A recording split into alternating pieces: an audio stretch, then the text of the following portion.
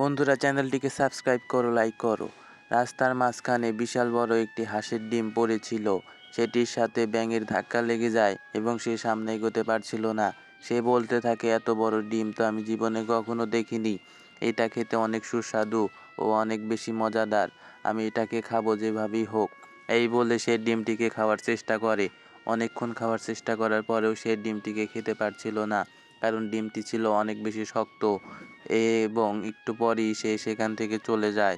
একটু পরই সেখানে একটি বিশাল কুমির এসে উপস্থিত হয় এবং সেও চলার পথে ডিমের সাথে ধাক্কা খেয়ে সামনে আর এগোতে পারছিল না। এবং সে বলতে থাকে, এত বড় ডিম তো আমি আমার জীবনে কখনো দেখিনি। এই ডিমটাকে যেভাবেই হোক আমাকে খেতে হবে। এই বলে সে ওই ডিমটিকে খাওয়া শুরু করে, কিন্তু অনেকক্ষণ খাওয়ার চেষ্টা করার পরেও সে ডিমটাকে খেতে পারছিল না, কারণ ডিমটি ছিল অনেক বেশি শক্ত।